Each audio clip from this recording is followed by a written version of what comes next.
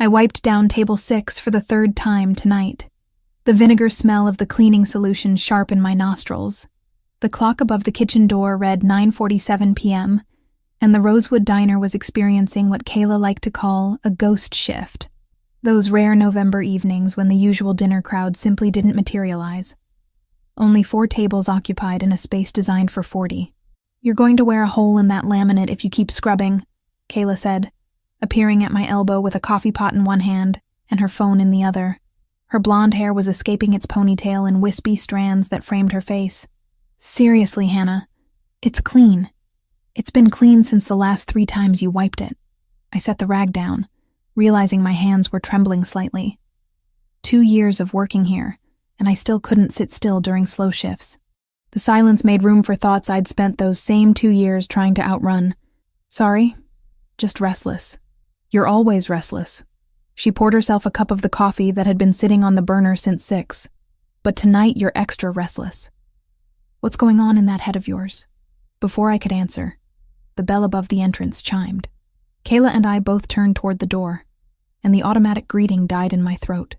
3 men entered, and they transformed the atmosphere of the diner as completely as if they'd flipped a switch. The first 2 wore dark jackets despite the relative warmth of the evening, their eyes scanning the restaurant with a professional wariness that made my stomach clench. But it was the 3rd man who commanded attention.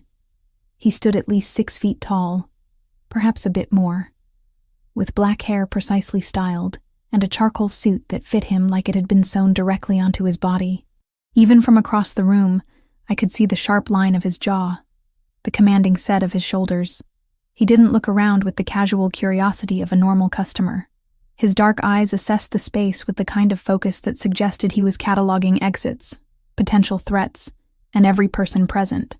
"Oh no," Kayla whispered beside me, her voice suddenly tight. "Oh no, no, no." "What?" "Who is he?" "That's Lucas Valentasi." She grabbed my arm, her fingers digging in hard. "He owns half the buildings in this neighborhood, maybe more than half. You do not want to be anywhere near him, Hannah." But the hostess, Sarah, was already leading them toward my section. Of course. Of the 4 occupied tables, 3 were in Kayla's section, which meant mine was the obvious choice for a party of 3 wanting privacy. "I'll take them," Kayla said quickly. "I'll tell Sarah there was a mix-up. It's fine. They're just customers." The words came out steadier than I felt.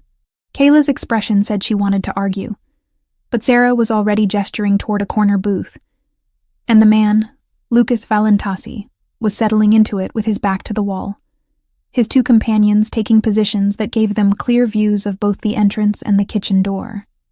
I picked up 3 menus and approached the table, hyper-aware of my scuffed sneakers and the coffee stain on my black apron that I'd tried and failed to wash out yesterday. Lucas Valentasi didn't glance up as I approached. He was studying his phone, his expression unreadable. "Good evening. Can I start you gentlemen with something to drink?" One of the companions ordered water. The other asked for coffee, black. Lucas still hadn't looked up from his phone. I waited, pen hovering over my order pad. The silence stretched until it became uncomfortable, then excruciating. Finally, the companion who'd ordered coffee cleared his throat softly. "Sir?" Lucas lifted his eyes from the screen, and I felt the impact of his gaze like a physical thing. His eyes were a deep brown, almost black in the diner's lighting, and they held an intensity that made me want to step back. But I held my ground, keeping my expression professionally neutral. "Scotch," he said. His voice was low, measured, with the barest hint of an accent I couldn't place. "Neat. We don't serve hard alcohol, sir. Beer and wine only." Something flickered across his face. Not quite annoyance, not quite amusement. "Water, then." I wrote it down, though I didn't need to. 3 waters, 1 coffee. "I'll be right back with those." Turning away felt like breaking eye contact with a predator. I could feel him watching me as I walked to the beverage station, my shoulders tight with awareness. Kayla intercepted me before I could pour the coffee. "Are you insane? Do you know who that is?" "You already told me." "Lucas Valentasi. He owns buildings. He owns everything, Hannah. Everything. And people don't just avoid him because he's rich." She glanced over her shoulder toward the booth, then back at me. "There are rumors." Really bad rumors about what he actually does. I filled the coffee cup, added 3 glasses of water to a tray. He's a customer, Kayla. That's all I need to know. You're impossible, she muttered. But she stepped aside to let me pass. When I returned to the booth, Lucas was speaking in low tones to one of his companions, who nodded and stood up, heading toward the restroom. I distributed the drinks, setting Lucas's water down last. As I placed it on the table, my grandmother's locket, the one I'd worn every single day for the past 2 years, chose that exact moment to slip from beneath my collar where I'd tucked it. I felt the chain catch, then release. The locket tumbled forward, and I grabbed for it instinctively. But my fingers only managed to knock it further away. It bounced once on the edge of the table and landed directly on the placemat in front of Lucas Valentasi.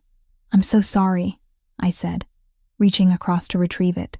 His hand closed around it first. Not aggressively, but with absolute finality. His fingers curled around the small silver oval, and he lifted it, examining it with the same focused attention he'd given the restaurant when he first entered. "That's mine," I said, trying to keep my voice level. "Please." He didn't respond. Instead, with deliberate slowness, he opened the locket.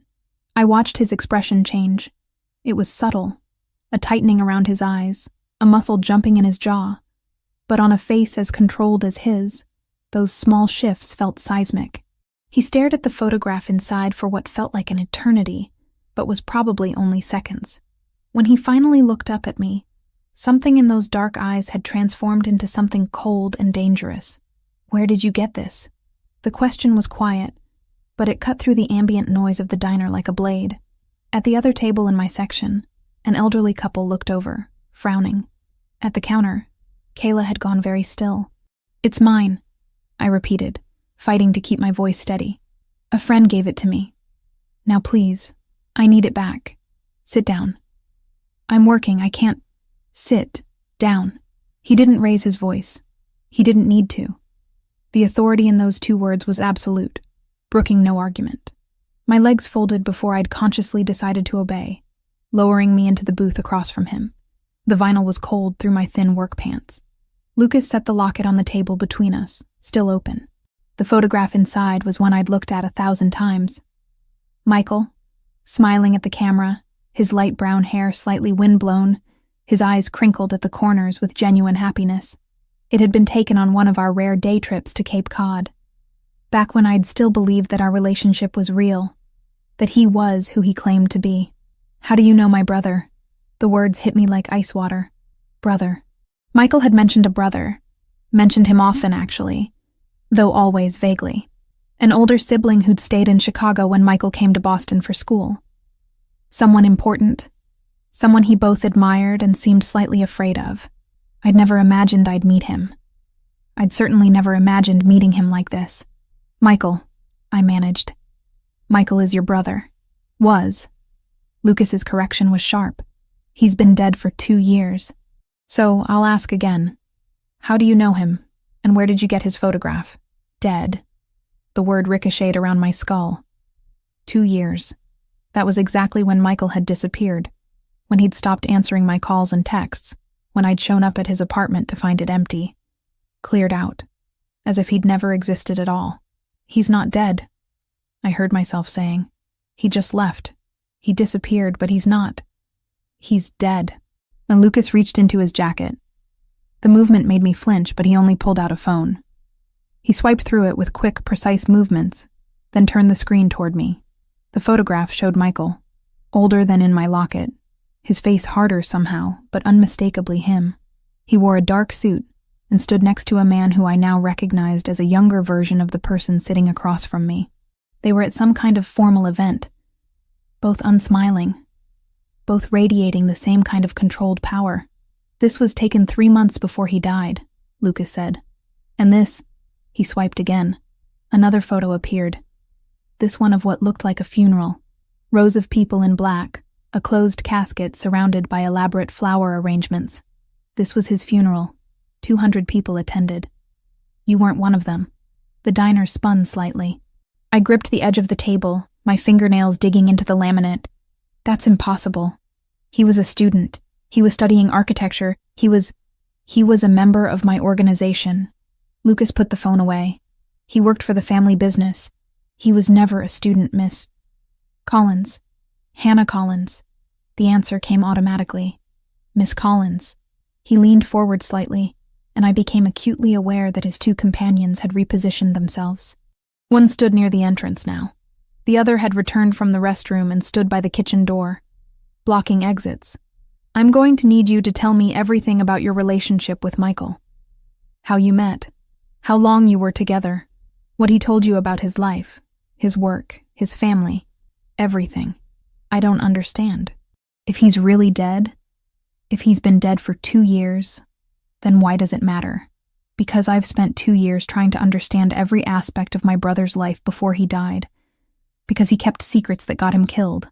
And because you, his eyes dropped to the locket again, you're wearing his photograph around your neck like a talisman. That suggests you mattered to him. Which means I need to know who you are and why he never mentioned you. At the counter, Kayla had her phone out. She was probably calling someone, maybe the police, though I suspected they wouldn't help much against a man like Lucas Valentasi. I need to work, I said, trying to inject firmness into my voice. My shift doesn't end until 11. You can't just... Your shift is over. He raised his hand, and the companion by the door immediately walked to the counter, speaking quietly to Sarah. She nodded vigorously, her face pale. You're going to come with me to somewhere we can talk privately. You're going to answer my questions. And then, if I believe you, I might let you go home. And if I refuse? His expression didn't change, but something in his stillness became more pronounced, more dangerous. You won't refuse. It wasn't a threat, exactly. It was simply a statement of fact, delivered with the casual certainty of someone who'd never been denied anything in his life. Kayla appeared at the end of the booth, her face flushed. Hannah, you don't have to go anywhere. I called. It's fine, Kayla. I forced the words out. It's okay. I'll call you later. Hannah, please. I met her eyes, trying to convey both reassurance and desperate hope that she'd follow through on whatever call she'd been making. I'll be fine. She didn't look convinced, but one of Lucas's men, the one who'd been standing by the kitchen, moved toward her with deliberate intent. She backed away, her hands raised. Lucas stood, buttoning his suit jacket in one fluid motion. He picked up my locket from the table, holding it out toward me. When I reached for it, his fingers closed around mine, trapping them around the silver oval. Don't run, he said softly. Don't scream. Don't make this difficult. Do you understand? I nodded, not trusting my voice. Good. He released my hand, and I fumbled the locket back around my neck with shaking fingers. Let's go. The walk to the door felt endless. I could feel every eye in the diner following us. The elderly couple, the lone man at table 12, Sarah behind the hostess stand, and Kayla, who looked like she was torn between running after me and calling for help. The November air outside hit my face like a slap after the overheated interior of the diner. November in Chicago could be brutal, and tonight carried the metallic scent of approaching rain. A black SUV waited at the curb, its engine running. Lucas opened the rear door and gestured for me to enter. I hesitated, every instinct screaming at me to run, but his men were right behind us, and something in Lucas's eyes told me that running would be both futile and potentially dangerous. I climbed into the vehicle. Lucas slid in beside me, maintaining a careful distance but close enough that I could smell his cologne, something expensive and woody with notes of cedar. The door closed with an expensive, final-sounding thud. As we pulled away from the curb, I watched through the tinted windows as Kayla ran out onto the sidewalk, her phone pressed to her ear. Then the rain started, sudden and heavy, and within seconds she was just a blur of motion, swallowed by the downpour in the distance. Lucas said nothing during the drive, his attention fixed on his phone. I tried to note landmarks, to memorize the route we were taking, but the rain and the tinted windows made everything outside a shapeless dark mass punctuated by streetlights. We drove for perhaps 15 minutes before pulling into an underground parking garage. The SUV descended 3 levels before stopping in a private bay marked with a placard that read, "Reserved, Valentasi." "This way," Lucas said, climbing out and waiting for me to follow. He led me to a private elevator, one that required a key card to access. The doors opened immediately, revealing an interior paneled in dark wood and brass. As we ascended, I caught my reflection in the polished surface. Pale face, wide eyes, damp hair where the rain had caught me during the seconds between the diner door and the vehicle. I looked terrified. I was terrified. The elevator opened into a hallway carpeted in deep burgundy. Lucas walked ahead, his stride confident, and stopped at a heavy wooden door at the end. Another key card, another immediate response to his access. The space beyond was an office, but nothing like any office I'd ever seen. Floor-to-ceiling windows overlooked downtown Chicago, the lights of the buildings creating a glittering cityscape beyond the rain-streaked glass. The furniture was sleek and dark, the lighting subtle and carefully placed. It was the office of someone who valued both power and privacy. Lucas closed the door behind us, and I heard the distinct click of a lock engaging. "Sit," he said, gesturing toward a leather chair positioned in front of a massive desk, "and start talking." The leather chair was cold against my back, but I barely registered it. My entire focus was on the man settling behind the massive desk across from me, his movements precise and controlled. Lucas Valentasi didn't rush. He removed his suit jacket, hanging it on a wooden stand near the window, then rolled up his sleeves with deliberate care. The gesture revealed forearms corded with muscle, and a watch that probably cost more than everything I owned. "Start from the beginning," he said, his voice calm but leaving no room for negotiation. "How did you meet my brother?" My throat felt tight. "At Boston University. I was 25, finishing my degree in graphic design. He was in the coffee shop where I studied every Tuesday and Thursday afternoon. We kept running into each other. He said he was studying architecture. When was this? 4 years ago. October. The memory felt surreal now, colored by everything I'd just learned. He spilled coffee on my laptop, apologized for 20 minutes straight, insisted on buying me dinner to make up for it. Lucas's expression didn't change, but he pulled a leather notebook from his desk drawer and began writing. "And you believed he was a student. Why wouldn't I? He had textbooks. He complained about professors. He showed me his projects, building designs, structural analyses." My hands clenched in my lap. It all seemed real. It was real. Lucas looked up from his notes. Michael did study architecture. For 3 months, his first semester at Boston University. Then our father had a heart attack, and Michael came back to Chicago to help with the family business. But he kept the apartment in Boston, used it as a cover. He even audited a night studio once a semester to keep the lie breathing, bringing home graded sketches he never filed. The words landed like blows. A cover for what? For the life he actually lived. The one you knew nothing about. I wanted to argue, to defend the relationship I'd thought we had. But the evidence against me was overwhelming. 2 years of believing Michael had simply abandoned me, and now learning he'd been dead the entire time. The grief that washed through me was complicated, tangled with anger and humiliation. "Tell me about your relationship. How often did you see him?" 2 or 3 times a week usually. He'd come to Boston, or sometimes I'd visit him. We'd go to restaurants, museums, normal places. He was always careful about pictures, though. Said he was private, didn't like social media, because he couldn't risk you discovering who he really was.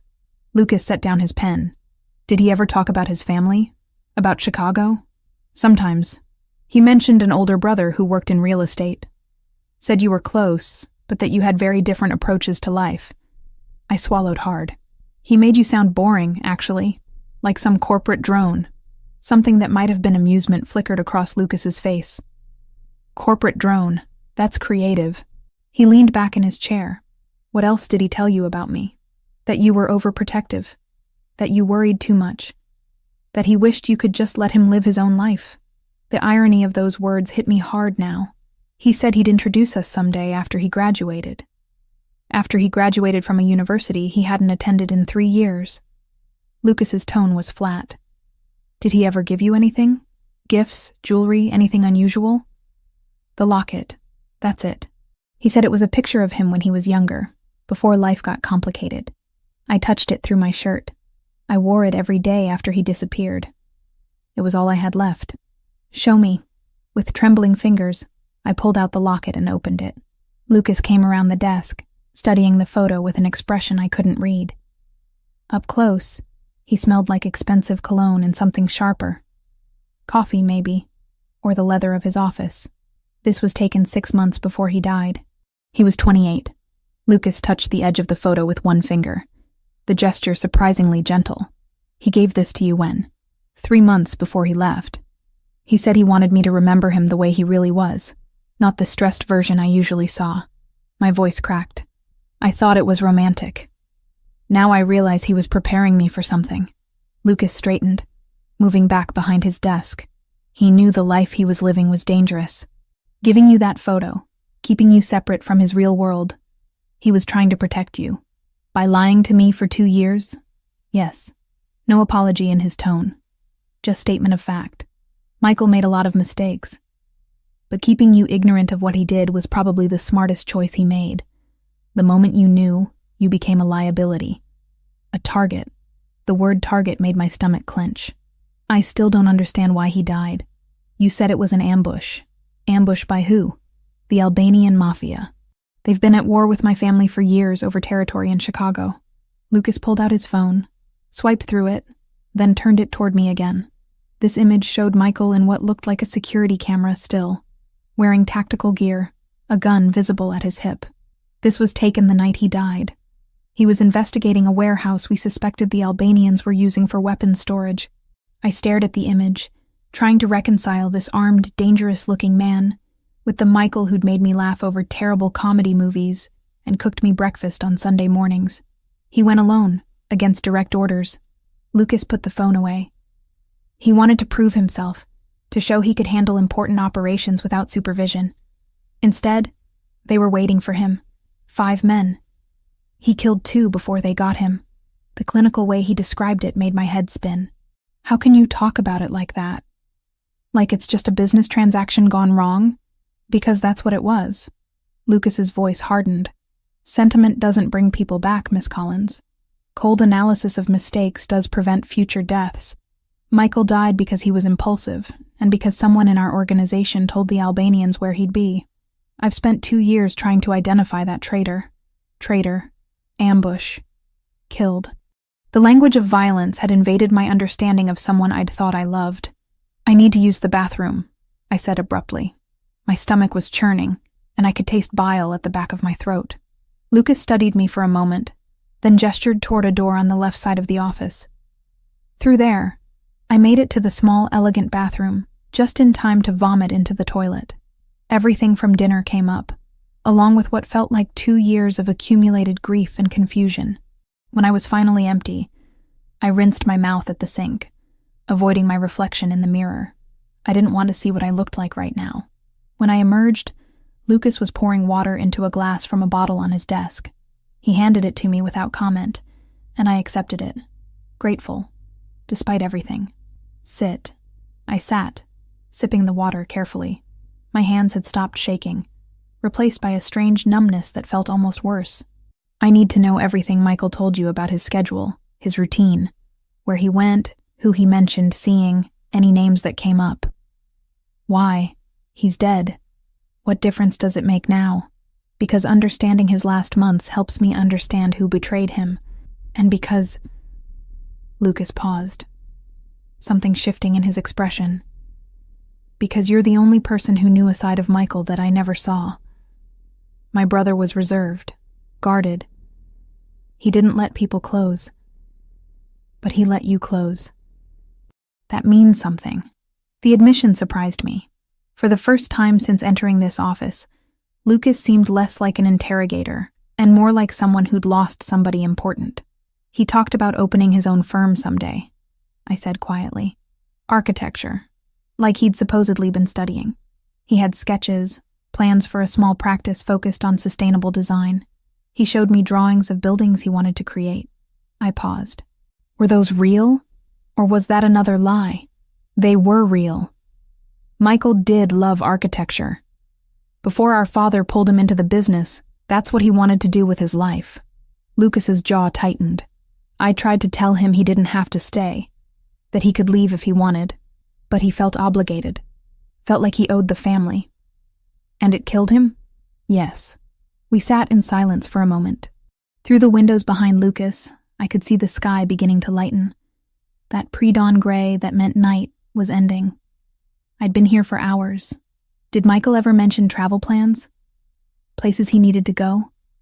I tried to remember. He went to New York a few times, said he had family business there, and once he went to Miami for a week. He was vague about why. He was setting up new supply routes. At my confused look, Lucas clarified. The family business isn't just real estate, Miss Collins. We import goods, some legal, some not. You mean you're criminals? I mean, we operate in gray areas that people like you don't usually have to think about. He said it without shame or defensiveness. Michael was learning those operations.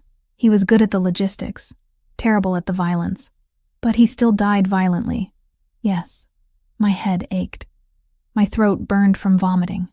And I was sitting across from a man who'd just casually admitted to running some kind of criminal empire, discussing the death of his brother like it was a case study.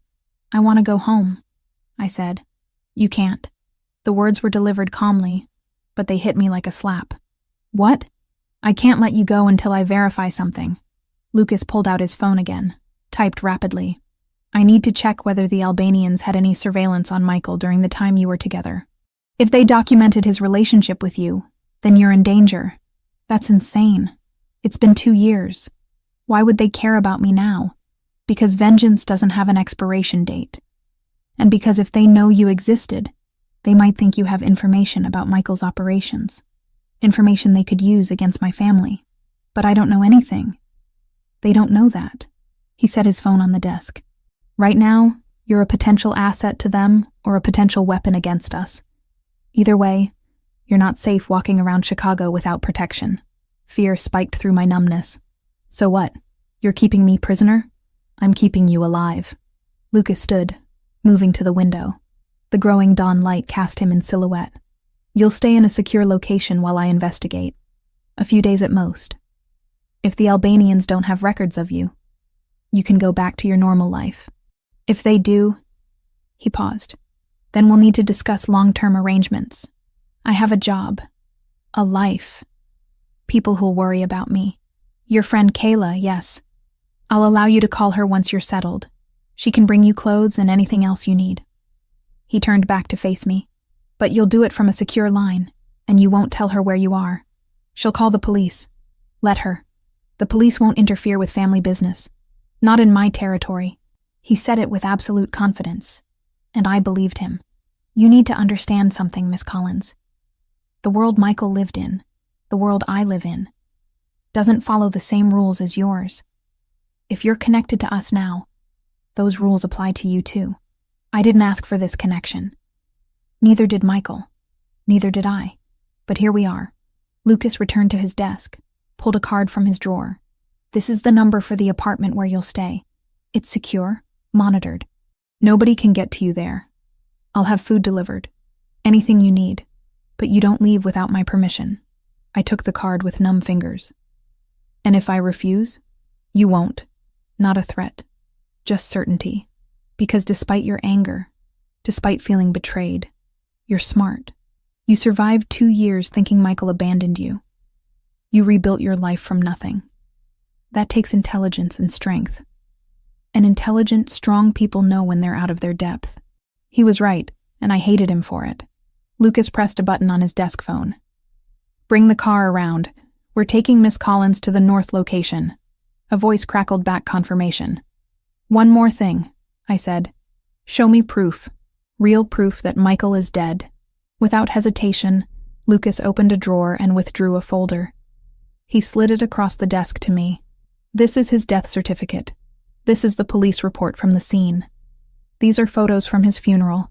I opened the folder with shaking hands. The death certificate was official, embossed with seals, dated exactly 2 years ago, to the day Michael had stopped answering my calls. The police report listed cause of death as multiple gunshot wounds. And the photos. Rows of people in black. A casket surrounded by flowers. A gravestone with Michael Valentasi carved into marble. Can I keep one? My voice cracked. A photo from the funeral? Lucas reached into the folder and pulled out a picture of the gravestone. Take this. You deserve to know where he's buried. It's in Oakwood Cemetery, Section 12. I clutched the photo. This tangible proof that Michael was really gone. The grief that crashed over me felt different now, Not the confused, angry sadness of abandonment, but the clean, sharp pain of permanent loss. I loved him, I whispered. Even now, knowing he lied, I still loved who I thought he was. He loved you too. Lucas's voice was gentler than I'd heard it all night. He told me once, near the end, said he'd met someone who made him want to be better than what our family made him. He didn't tell me your name, didn't give me details, but I remember how he looked when he said it. Hopeful, like he actually believed he could leave all this behind. Lucas paused. He was wrong, obviously, but for a while, you gave him hope. That's worth something. A knock at the door interrupted whatever I might have said in response. One of Lucas's men entered. "Car's ready, sir." "Thank you." Lucas pulled his jacket back on, smoothed down his sleeves. He looked at me, his expression unreadable. "I know this isn't what you wanted tonight, Miss Collins, but you're safer with me than out there on your own. Trust that, if you can't trust anything else." I stood on unsteady legs, still clutching the photo of Michael's grave. "Will you tell me what you find? About whether I'm in danger?" "Yes." No hesitation. "I don't lie to people under my protection. You'll know everything I know as soon as I know it." It wasn't much, but it was something to hold on to as I followed him out of the office, into the elevator, down to the underground parking where another black SUV waited. The same driver from before opened the door, his face professionally blank. This time, when I climbed into the vehicle, Lucas didn't join me. He leaned against the doorframe, meeting my eyes one last time. "Get some rest. Someone will bring you breakfast in a few hours. And Miss Collins? I am sorry. About Michael, about dragging you into this. I'm sorry." Then he closed the door, and the SUV pulled away, carrying me toward whatever secure location he'd arranged. Through the tinted windows, I watched the city transform in the early morning light. Familiar streets taking on unfamiliar shadows. The Chicago I thought I knew revealing itself as something more dangerous than I'd ever imagined. I pressed the photo of Michael's grave against my chest, and finally allowed myself to cry. 2 days in the penthouse felt like 2 weeks. The space was beautiful in that sterile, expensive way that reminded you constantly you didn't belong there. Floor-to-ceiling windows overlooked Lake Michigan, the water gray and restless under November skies. The furniture was all clean lines and neutral colors, nothing personal anywhere except the clothes Kayla had brought on that first day. I'd called her within an hour of arriving, using the phone Lucas's people had given me. The conversation had been awkward, monitored, with me trying to reassure her I was safe, while she alternated between relief and fury. "You can't just disappear with some crime boss, Hannah. This is insane. I know. But I don't have a choice right now. There's always a choice. Not when the alternative is dying, apparently." She'd gone quiet at that, the weight of my situation finally sinking in. Now she called me twice a day, morning and evening. Our conversations carefully neutral because we both knew someone was listening. I spent those 2 days trying to reconcile everything I'd learned about Michael. The man I'd loved had never existed. Not really. He'd been a carefully constructed fiction designed to keep me safe and ignorant. I should have been grateful for that protection. Instead, I felt cheated, robbed of the chance to know who he really was. The penthouse had a well-stocked kitchen, a library full of books I couldn't focus on, and a bedroom with sheets that probably cost more than my monthly rent at the apartment I'd left behind. There was also a constant presence of security, men in dark clothes who rotated shifts, never speaking to me directly, but always watching. On the afternoon of the second day, Lucas arrived. I heard the elevator before I saw him, the distinct mechanical hum followed by doors sliding open. He stepped into the penthouse wearing another perfectly tailored suit, this one charcoal with a burgundy tie. His expression was grimmer than I'd seen it during our night-long interrogation. "Miss Collins," he set a leather briefcase on the dining table. "We need to talk." My stomach dropped. That doesn't sound good. It isn't. He gestured toward the sofa. "Please, sit down." I perched on the edge of the cushion, my hands twisting together in my lap. Lucas remained standing, his posture rigid. "I've spent the past 2 days investigating whether the Albanians had any surveillance on Michael during the time you were together. I needed to know if they were aware of your existence." He paused, jaw tightening. "The answer is complicated." "Complicated how?" "They had a file on Michael. Nothing extensive, just basic intelligence gathering on a rival organization's operative. That file included mentions of a girlfriend in Boston, though no name, no photos, nothing concrete. After Michael died, they assumed the connection died with him. Relief started to bloom in my chest, but Lucas's expression killed it before it could fully form. However, he continued, my investigation created a problem. My men made inquiries. They asked questions in places where the wrong people were listening. Word got back to the Albanian information network that I was actively searching for details about Michael's personal life. And that made them curious. More than curious. It told them there was something worth finding. Lucas moved to the window, hands clasped behind his back. They started their own investigation. And because you've been working at the same restaurant for 2 years, living at the same address, using your real name, they found you in less than 48 hours. The room tilted slightly. I gripped the arm of the sofa. Found me how? They have informants throughout the city. Restaurant workers, delivery drivers, people who see everything and report back for a price. Once they knew to look for a connection between Michael and Boston, it was simple enough to track down someone matching the profile. So they know about me now. Because of your investigation. Yes. He turned to face me. And for the first time since I'd met him, Lucas looked almost guilty. This is my fault. I should have been more careful, more discreet. Instead, I put you directly in their line of sight. I stood up, needing to move. Okay. So they know I exist. That doesn't mean they'll do anything about it, right? I don't know anything useful. I'm not a threat to them. Your leverage. Lucas pulled his phone from his pocket, swiped through it.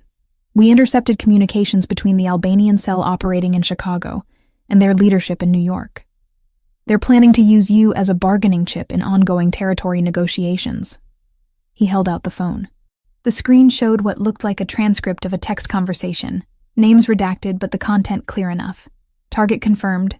Valentasi's brother's girlfriend. Lives alone. Minimal security. Easy pickup. When? Tonight, likely. We intercepted this communication 6 hours ago and immediately moved to secure your apartment building.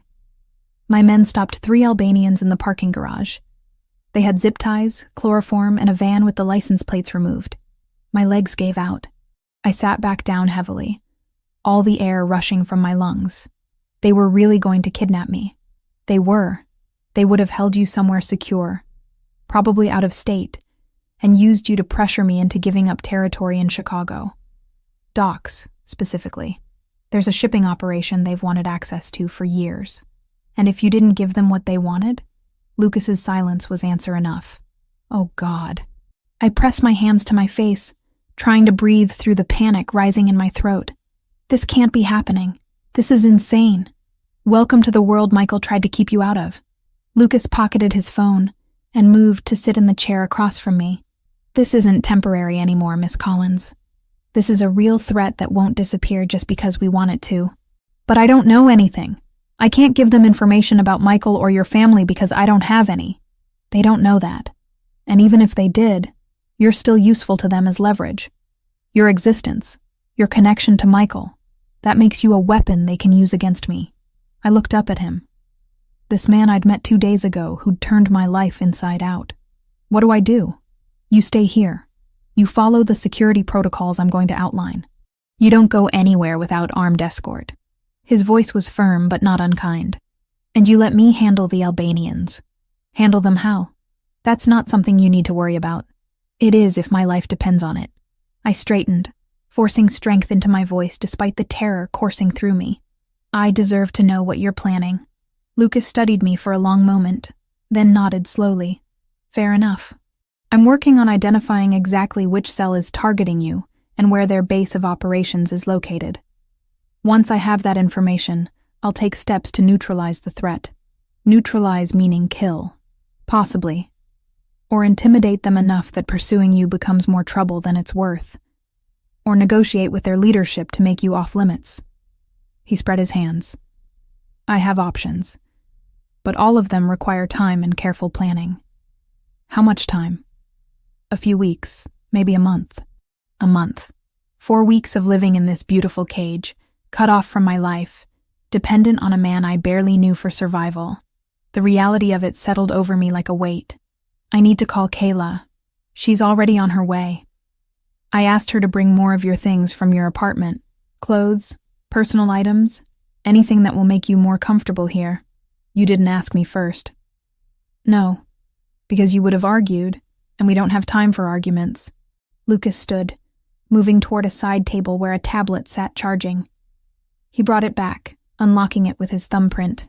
This is a map of Albanian-controlled territories in Chicago. The red zones are confirmed operations. The orange are suspected. I looked at the screen, seeing a patchwork of colored areas spread across a digital map of the city. There were more red and orange zones than I would have imagined. They're everywhere. Not everywhere. But enough places that you can't just walk around freely without risk. He zoomed in on one section. This is where your apartment is located. See how it's right on the border of an orange zone? That's why they were able to move on you so quickly. You were practically in their backyard. I've been living there for 2 years. Why target me now? Because 2 years ago they didn't know you existed. Now they do. And in the world of organized crime, information like that is currency. Lucas set the tablet aside. I need you to understand something, Miss Collins. This isn't going to be resolved quickly or easily. The Albanians are patient, well-funded, and deeply invested in their vendetta against my family. Michael's death only intensified that. Discovering you gives them a new avenue for attack. So I'm trapped. You're protected. There's a difference. Is there? I heard the bitterness in my own voice. Because from where I'm sitting, it feels pretty similar to being a prisoner. You're alive. His tone hardened. That's the difference. Would you rather I'd left you in your apartment, ignorant of the threat, until 3 men with zip ties showed up at your door? He was right. And I hated it. No. Then accept the protection I'm offering. Follow the rules, and trust that I'm doing everything possible to end this situation as quickly as I can. The elevator chimed, and Lucas tensed slightly before relaxing when one of his men emerged, followed by Kayla. She was carrying 2 large duffel bags and looked simultaneously terrified and furious. Hannah! She dropped the bags and rushed to me, pulling me into a crushing hug. Oh my God, are you okay? Are you hurt? I'm fine. I'm okay. I hugged her back, breathing in the familiar scent of her perfume. I'm sorry I dragged you into this. You didn't drag me anywhere. That asshole did. She pulled back, shooting Lucas a glare that would have intimidated a lesser man. He didn't even blink. Miss Turner, thank you for bringing Hannah's things. Don't thank me. I didn't do it for you. Kayla turned back to me, lowering her voice though Lucas could obviously still hear. I brought your laptop, some books, all the comfort clothes I could find, and I grabbed those photos from your dresser. The ones of your parents. My throat tightened. My parents had died in a car accident when I was 19, leaving me with little family and even less money. The photos were all I had left of them. Thank you. I also called your landlord and told him you'd be away for a while. Paid next month's rent from your checking account. I hope that's okay. I used the emergency password you gave me. It's fine. It's perfect. I squeezed her hands. What did you tell the others at work? That you had a family emergency and had to leave town suddenly. Sarah asked if it had anything to do with that guy who came in the other night. Kayla's eyes flicked to Lucas. I told her I didn't know. Smart. Lucas stepped forward. Miss Turner, I need you to understand the seriousness of this situation. Hannah is in danger. Real, immediate danger. The less you know about where she is or why, the safer both of you will be. Is that a threat? It's a fact. If the wrong people think you have information, they'll come after you to get it. The best protection you have is genuine ignorance. Kayla's face paled, but she lifted her chin. Then I want you to promise me something. Promise me you'll keep her safe, that you won't let anything happen to her. I promise. No hesitation, no qualification, just flat certainty. She's under my protection now. That means she's as safe as I can make her. And if that's not safe enough, then I'll die keeping her alive. He said it like he was commenting on the weather, casual and absolute. Kayla studied him for a long moment, then nodded. Okay, I believe you. She turned back to me. I need to go. I told my mom I'd be gone an hour max, and I'm already pushing it. Call me tonight? Every night until you're home?" She hugged me again, whispering in my ear, "If you need me, really need me, find a way to let me know. I'll come. I don't care what he says." I nodded against her shoulder, not trusting myself to speak. When she pulled away, her eyes were bright with unshed tears. Lucas had his man escort her back to the elevator. As the doors closed on Kayla's worried face, I felt the weight of isolation settle over me again. "She cares about you very much," Lucas observed. "She's the only family I have left." I picked up one of the duffel bags, needing something to do with my hands. "She took me in when I first moved to Chicago. Let me stay on her couch until I found the apartment, got me the job at the diner. Then I'm glad she's in your life. Everyone needs someone who cares that much." I looked at him sharply, hearing something unexpected in his voice. "Did Michael have someone like that? Besides you?" "No. He kept people at arm's length. It was part of why he was so good at undercover work." Lucas moved toward the door. "I need to get back to my office. There's a meeting with my advisors about the Albanian situation in an hour. But I'll check in tomorrow." "Wait." I set down the bag. "Thank you. For stopping them. For protecting me. I know I've been angry and difficult, but I'm grateful. Really." Something in his expression softened fractionally. "You're Michael's legacy, Miss Collins. The last piece of him left in this world. Protecting you is the least I can do to honor his memory." He left before I could respond, the elevator carrying him away and leaving me alone with my thoughts in Kayla's carefully packed bags. I unpacked slowly, finding she'd included not just practical items, but comfort things too. My favorite blanket, the stuffed bear I'd had since childhood, a bag of the expensive tea I only bought when I felt like splurging. By the time I finished, the sun was setting over the lake, turning the water into molten gold. I stood at the window and thought about Michael, about the life he'd lived, and the lies he'd told, about Lucas and his promise to keep me safe, about the Albanians somewhere in the city, planning and scheming and seeing me as nothing more than a tool to be used. 2 days ago, I'd been Hannah Collins, 27-year-old waitress with a quiet life and a past I was trying to forget. Now I was something else, a target, a complication, a problem to be solved. And somewhere in the transformation, I'd become dependent on a man as dangerous as the threats he was protecting me from. I touched the locket at my throat, feeling the familiar weight of Michael's photo against my skin. Whatever happened next, whatever Lucas's plan entailed, I would survive it. I'd survived losing my parents. I'd survived Michael's abandonment and the 2 years of grief that followed. I would survive this too. I had to. 7 days had passed since Lucas brought me to the penthouse. 7 days of staring at the same walls, reading books I couldn't concentrate on, and having stilted phone conversations with Kayla, where we both pretended everything was fine. The security detail changed shifts like clockwork. Silent men who nodded politely but never engaged. I felt like a specimen in a very expensive terrarium. On the 8th morning, Lucas arrived without warning.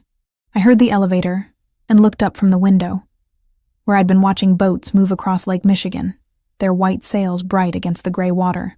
"Miss Collins." He stepped out carrying a wooden box about the size of a briefcase.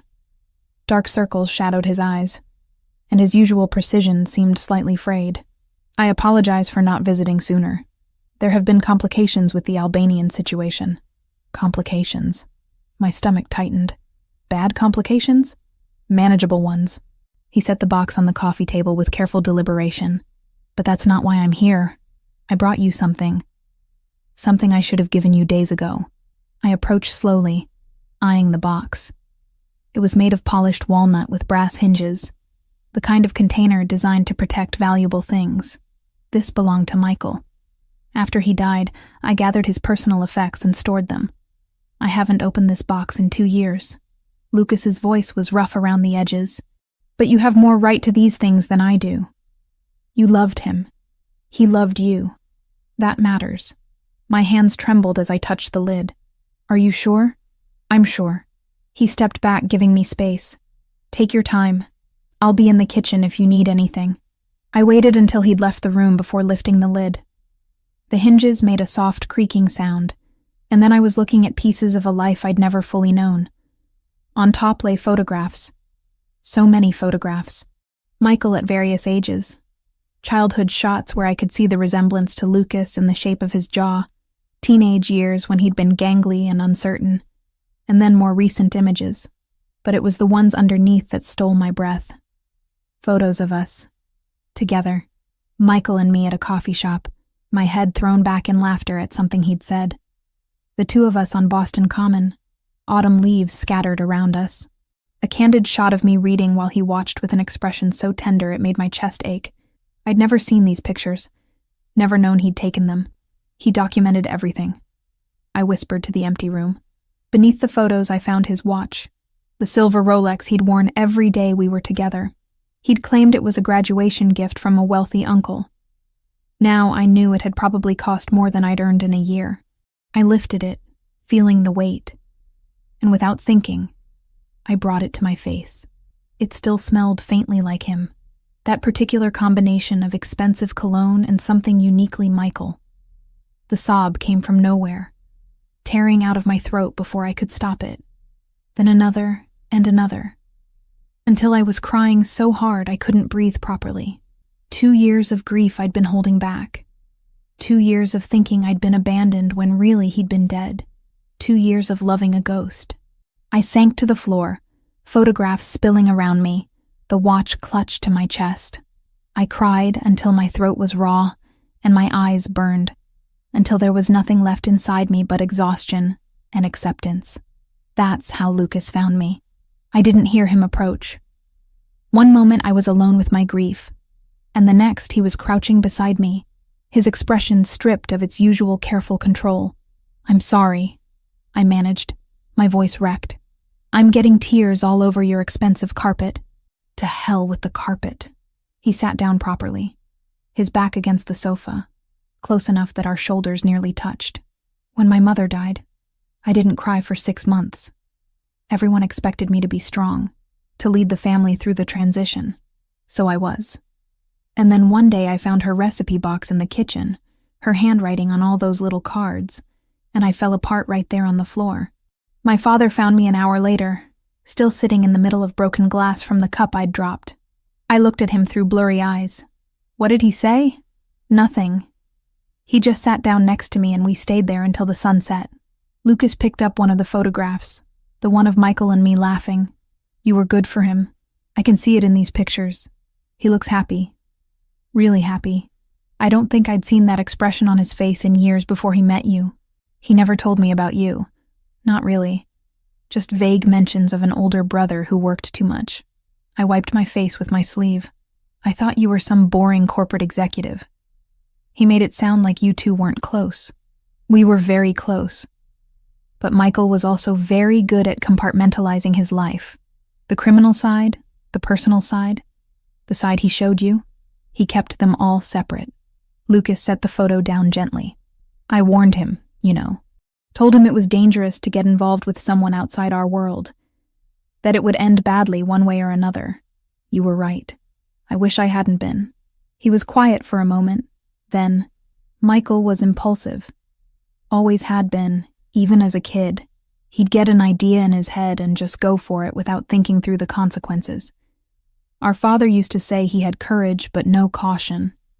That combination makes you either a hero or a corpse. He ended up as both, sort of. I gathered the scattered photographs, stacking them carefully. "Tell me about the night he died. The real story." Lucas's jaw tightened, but he didn't refuse. We'd received intelligence about an Albanian weapons cache in a warehouse on the south side. The plan was to do reconnaissance, gather evidence, and then coordinate a strike with our entire team. But Michael decided he could handle preliminary scouting alone. He went to the warehouse 2 nights before our scheduled operation. Why? Because he wanted to prove he was capable. That he could be more than just Lucas's little brother or the boss's son. He wanted to earn respect through action. Lucas's hands clenched into fists. Instead, he walked into a trap. The Albanians knew we were watching that location. They were waiting for someone to make exactly the kind of impulsive move Michael made. There were 5 of them, you said, in the other night. 5 armed men against my 28-year-old brother who'd been trained in combat, but had never been in a real firefight. Lucas's voice had gone flat. emotionless in the way people get when discussing unbearable things. He killed 2 before they overwhelmed him. The coroner said he died quickly, if that matters. Gunshot wounds to the chest and head. I flinched at the clinical description, but I'd asked for the truth. Were you there? After? I got there 20 minutes too late. Someone in our organization had tipped off the Albanians that Michael was coming, but that same person didn't tell us about the trap until it was already sprung. By the time I arrived with backup, Michael was dead, and the Albanians were gone. That's why you've been looking for the traitor. For 2 years. Yes. He met my eyes. Whoever gave the Albanians that information killed my brother as surely as if they'd pulled the trigger themselves. And I will find them, however long it takes. The intensity in his voice sent a chill through me. This wasn't just about justice. This was personal vendetta carried with cold, patient determination. Does revenge make it hurt less? I asked quietly. No, but it gives the pain purpose. Lucas stood, moving to the window where I'd been earlier. Michael was the best of our family. He had compassion, idealism, hope that things could be different. I tried to protect those qualities in him, to let him hold on to his humanity even while working in an inhuman business. I failed. You didn't fail. He made his own choices. Choices influenced by the world I brought him into. He turned back to face me. If I'd been stronger, if I'd refused to let our father pull him into the organization, Michael would probably be designing buildings right now instead of buried in Oakwood Cemetery. You'd be planning a wedding instead of hiding in my apartment because I made you a target. I got to my feet, bones aching from sitting on the floor. Michael told me once that he admired you more than anyone else in his life, that you were the reason he tried to be better, to be worthy of the family name. He never blamed you for his choices, Lucas. You shouldn't either. His expression cracked slightly, grief breaking through the carefully maintained facade. He said that multiple times, usually when he'd had a few drinks and got sentimental. I picked up Michael's watch, holding it out to Lucas. He wore this every day, even when it didn't match his outfit, even when it would have been smarter to leave expensive jewelry at home. He said it reminded him of what he was working toward. Lucas took the watch, turning it over in his hands. I gave this to him on his 25th birthday. Told him it was a reminder that time is our most valuable asset, that we should spend it on things that matter. His thumb traced the face. He was wearing it when he died. The Albanians took it as a trophy. It took me 8 months and a considerable amount of money to get it back. You could have kept it. I should have. He held the watch out to me. But now I think Michael would want you to have it. Something to remember him by beyond photographs.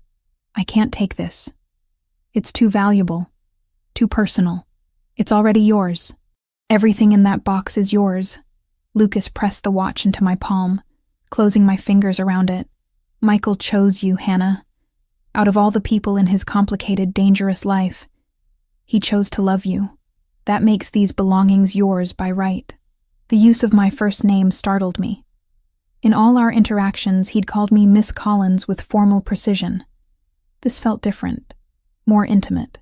Thank you. I set the watch carefully on the coffee table. And thank you for telling me the truth about how he died. I needed to know. You deserved to know. He moved back toward the box, kneeling beside it. There's more in here. Some books he loved, a journal he kept, though it's mostly operational notes, nothing personal. A few other things. A journal? I knelt beside him, looking into the box. Can I read it? Eventually. But be warned, it's not romantic. It's the kind of record-keeping a soldier might keep. Dates, locations, observations about Albanian movements. He was meticulous about documentation. Lucas pulled out a leather-bound notebook. This is separate. His architectural sketches. Buildings he wanted to design someday. I took the sketchbook with reverent hands, opening it to reveal page after page of detailed drawings. Buildings that would never be built. Dreams that had died with the dreamer. He was talented, Lucas said, looking over my shoulder. Really talented. If he'd pursued architecture seriously, he would have been successful. But he chose loyalty instead. He chose family. There's a difference, even if the outcome is the same. We sat there on the floor, going through Michael's things, and for the first time since I'd met Lucas Valentasi, The tension between us eased into something almost comfortable. We weren't captor and prisoner in that moment. We were two people who'd loved the same man, sharing grief and memories and the weight of loss. "He used to make me breakfast on Sundays," I said, looking at a photo of Michael in what must have been his Chicago apartment. These elaborate Italian meals his grandmother had apparently taught him. He'd spend 2 hours in the kitchen, and the food was always amazing. Our grandmother raised us after our mother died. She was from Naples, traditional in every way, made sure we knew how to cook properly because she said a man who couldn't feed himself couldn't be trusted to lead a family. Lucas's voice held warmth I hadn't heard before. Michael was her favorite. She used to say he had gentle hands, perfect for making pasta. He never talked about your parents much. Our father is alive but distant. Our mother died when I was 12 and Michael was 7. Car accident. Though looking back, I'm not certain it was truly accidental. He said it matter-of-factly, but I heard the old pain underneath. She was the heart of our family. After she was gone, everything became colder, more business-focused. I'm sorry. So am I. He stood, brushing off his pants. I should go. I have meetings this afternoon about security arrangements. But I wanted to make sure you had these things. That you knew Michael kept pieces of your relationship even though he never told anyone about you. Why didn't he? Tell anyone, I mean. Because the moment we knew about you, you became a potential weakness. An asset that could be exploited. Lucas moved toward the elevator. In our world, the things you love are the things that can destroy you. Michael understood that. He kept you secret to keep you safe. It didn't work. No, but it delayed the danger by 2 years. That's not nothing. He paused at the elevator, hand on the call button. I'll be back tomorrow. And Hannah, it's okay to grieve. Don't hold it back on my account or anyone else's. Michael deserves your tears. The elevator doors closed before I could respond. I turned back to the box of belongings, to the photographs and sketches and watch that smelled like someone I'd loved, the someone I'd never really known but had loved anyway. I spent the rest of the afternoon organizing everything, creating a kind of shrine on the coffee table. As evening fell and the security detail changed shifts outside, I sat cross-legged on the floor with Michael's architectural sketchbook open in my lap, tracing the lines he'd drawn with my fingertips. I'm sorry I never got to know the real you, I whispered to the pages. But I'm grateful I got to know the version you wanted to be. The penthouse was silent, except for the hum of the heating system and the distant sound of the city below. But for the first time since Lucas had taken me from the diner, I didn't feel quite so alone. Michael's memory was here with me, tangible in the things he'd left behind. And somehow, in sharing those memories with Lucas, I'd found the first threads of connection to a man I'd thought was my enemy. 3 days after Lucas brought me Michael's belongings, he arrived at the penthouse with a proposition that would change everything between us. I need your help. He stood in the living room, jacket already removed, sleeves rolled up to his elbows. Dark circles shadowed his eyes, and his usually immaculate appearance showed signs of strain. I know it's asking a lot, but I don't have anyone else I can trust with this. I set down the book I'd been pretending to read. Help with what? Finding the traitor who killed Michael. He pulled a tablet from his briefcase, along with a laptop and several external hard drives. I've been reviewing communications, financial records, operational reports for 2 years. There's a pattern somewhere, inconsistencies that will reveal who leaked information to the Albanians. But I'm too close to see it clearly. Everyone in my organization is either loyal to specific people or has something to gain from various outcomes. I need someone with no stake in the politics. I'm not an investigator, Lucas. I design graphics for restaurants and small businesses. You have an eye for patterns, for details that don't fit. He set up the equipment on the dining table, his movements precise despite obvious exhaustion. Michael told me once that you could look at a menu design and immediately identify which elements didn't belong, which fonts clashed, which spacing was off by millimeters. You see things other people miss. That's visual design, not criminal investigation. The principle is the same. Documents, transactions, communications. They all have patterns. When someone is lying or hiding something, those patterns break down. Lucas looked at me directly, vulnerability showing through his usual control. I'm asking because I'm desperate, Hannah. Whoever betrayed Michael is still in my organization, still making decisions, still trusted, and I need to find them before they cause more damage. The raw honesty in his voice decided me. What do you need me to do? Relief washed over his features. Come to my office. Review everything with me. Use that eye for detail to find what I've been missing. An hour later, I sat in Lucas's office downtown, surrounded by monitors displaying spreadsheets, communication logs, and operational reports. The space was as impressive as I remembered. Floor-to-ceiling windows overlooking Chicago, dark furniture, that sense of controlled power permeating everything. Lucas brought me coffee, showed me how to navigate the encrypted files, and then sat beside me at the conference table he'd converted into a workspace. These are all communications from the month before Michael died. Every text, email, and phone call we have records of between our key operatives. He pulled up document after document. Michael was investigating Albanian operations on the south side. The warehouse where he died wasn't random. Someone told them exactly when he'd be there. I studied the screens, letting my eyes unfocus slightly the way I did when examining complex designs, looking for the thing that didn't belong. Who knew Michael was going to that warehouse? Officially, just me and my top 5 lieutenants. But information spreads in any organization. Someone could have overheard, guessed, been told secondhand. Lucas rubbed his face tiredly. That's the problem. Too many possible leak points. So we work backwards. Show me the financial records for your top people. All of them, starting from 3 years ago. And why 3 years? Because if someone was being paid by the Albanians, they probably weren't bought the day before the ambush. Corruption takes time to establish. We need to look for pattern changes, new income sources, unexplained deposits, lifestyle changes that don't match legitimate earnings. Lucas pulled up the files without argument. We worked side by side for hours, my fingers flying across the keyboard as I created visual timelines and graphs using design software I'd brought from the penthouse. I color-coded transactions, flagged anomalies, built a picture of financial movements across his organization. Around hour 4, I found something. Lucas, look at this.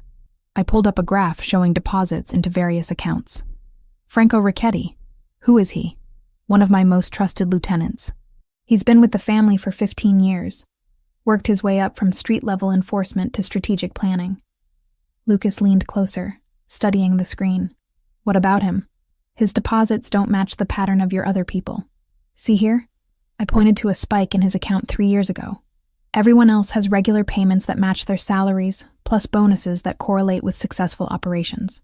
But Franco has these irregular deposits that don't align with anything your organization did. Those could be legitimate investments, side businesses. Could be. But look at the timing. I overlaid another graph showing Albanian activity in Chicago. Every time there's a deposit into Franco's account, there's corresponding Albanian movement in territories you were targeting. It's like he was being paid for information about your plans. Lucas went very still beside me. The kind of stillness that preceded violence. Show me the month Michael died. I pulled up the timeline, hands steady, despite the tension radiating from Lucas. Here, 2 weeks before the ambush, Franco received $25,000 from an offshore account. Then nothing for 6 months after Michael's death. Then the payments resume. They stopped paying him because they'd gotten what they wanted. Lucas's voice had gone flat, emotionless. Michael's death was the big score. After that, any other information was just routine maintenance. I could be wrong, I said quietly. This isn't definitive proof. No, but it's more than I've found in 2 years of looking. He stood, pulling out his phone. I need to make some calls. Can you keep digging? See if there are any communications between Franco and unknown numbers during the relevant time periods. Yes, but Lucas? I waited until he looked at me. What are you going to do? What needs to be done? He walked to the windows, phone already at his ear, speaking in rapid Italian to whoever answered. I turned back to the screens, pushing aside my unease. I'd offered to help, and this was what help looked like in Lucas's world. Identifying traitors so they could be dealt with using methods I probably didn't want to imagine. Over the next 3 days, Lucas and I worked together almost constantly. He brought me to his office each morning. We analyzed data until evening, and then his driver took me back to the penthouse while Lucas continued working through the night. The investigation consumed both of us. During those long hours, the dynamic between us shifted. We were no longer captor and captive, not quite friends, but something else. Partners, maybe. Two people united by shared loss and common purpose. At night, back at the penthouse, I called Kayla. "How are you holding up?" she asked, voice tight with worry. "Better than I expected. I'm helping with something. I can't tell you what, but it's important. It's connected to Michael." "Hannah, you're scaring me. This man, Lucas, he's dangerous. Everyone knows it. I know. But he's not dangerous to me." And somehow, despite everything, I believed that. "I'll explain when I can. Just know that I'm safe. You'd better be. Because if anything happens to you, I'm coming after him myself." The threat would have been funny if it wasn't so sincere. "I love you too, Kayla." During our 4th day working together, I learned more about Lucas's operation. He explained the legitimate businesses: 3 restaurants, a construction company, an import firm that actually did import legal goods alongside the illegal ones. He talked about the people who depended on those businesses for employment, for stability. "It's not all violence and crime," he said during a rare break. "Most of what we do is regular business. The illegal stuff funds the legitimate operations, and the legitimate operations employ hundreds of people who have nothing to do with the criminal side. That's a complicated moral calculation. It's the only one that makes sense in my world." He handed me a fresh coffee. "You think I'm a monster? I can see it in your eyes sometimes. I think you're someone navigating an impossible situation with a code of ethics that doesn't match mine. That doesn't make you a monster. Just different." Something in his expression softened. "Michael said something similar once. Said I was doing the best I could with the life I was given. He was right." We held each other's gaze for a moment too long, and I felt my pulse quicken. Then Lucas looked away, focusing back on the screens. "Show me what else you've found." By day 5, we had incontrovertible evidence. Franco Ricchetti had received over $300,000 from Albanian sources over 3 years. The payments correlated with every major setback Lucas's organization had suffered, every operation that had mysteriously failed, every ambush that had seemed too well timed to be coincidence, and buried in encrypted communications I'd managed to access using social engineering techniques I'd learned for legitimate design work. I found the smoking gun, a text from Franco to an Albanian contact the night before Michael died. "The kid is going to the warehouse tomorrow night, alone. He wants to prove himself." Lucas read it 3 times, his jaw so tight I could see the muscle jumping. Then he very carefully set down his phone and walked to the window, hands clasped behind his back. "Thank you," he said finally, voice rough, "for finding this, for giving me the truth. What happens now? Now I deal with Franco Ricchetti." He turned back to me, and for the first time since I'd met him, I saw pure rage in his eyes. "And you don't need to worry about how. He killed Michael as surely as if he'd pulled the trigger himself." "I know." Lucas moved back to the table, began gathering the evidence into encrypted files. "That's why what happens next isn't something you should witness." "Lucas?" "No." He looked at me directly. "You've helped me more than you can possibly understand. You've given me justice for my brother, but the execution of that justice isn't something I want you to carry. Michael kept you separate from this world for a reason. I'm going to honor that." I understood what he wasn't saying. This was where our partnership ended, where the line between his world and mine had to be redrawn. "Just tell me one thing. Will he suffer?" "Yes." No hesitation, but probably less than he deserves. I nodded slowly. "Then I'm glad I could help." Lucas reached across the table, took my hand in his. The touch was electric, unexpected, and his eyes held mine with an intensity that made breathing difficult. "You're extraordinary, Hannah Collins. Michael saw that. And now I do too." He released my hand before I could respond, gathering his things and preparing to leave. But as I watched him go, I realized that something fundamental had changed between us. I'd seen him not as the dangerous crime boss, but as a man carrying impossible burdens, seeking justice for someone he'd loved. And in helping him, I'd become something more than just Michael's ex-girlfriend or a protected witness. I'd become someone Lucas Valentasi valued, someone he trusted. And that, I was beginning to realize, was both the most dangerous and most powerful position I could possibly occupy in his world.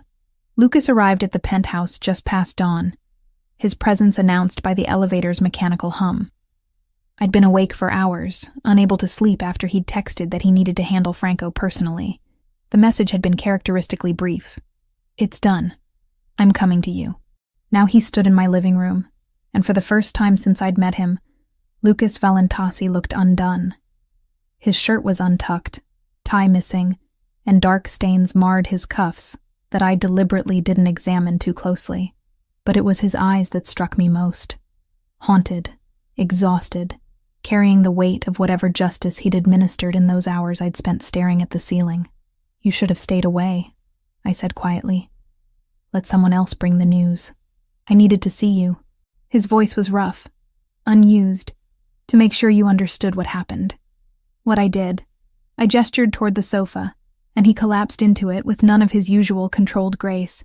I poured bourbon from the bar cart his staff had stocked, brought it to him.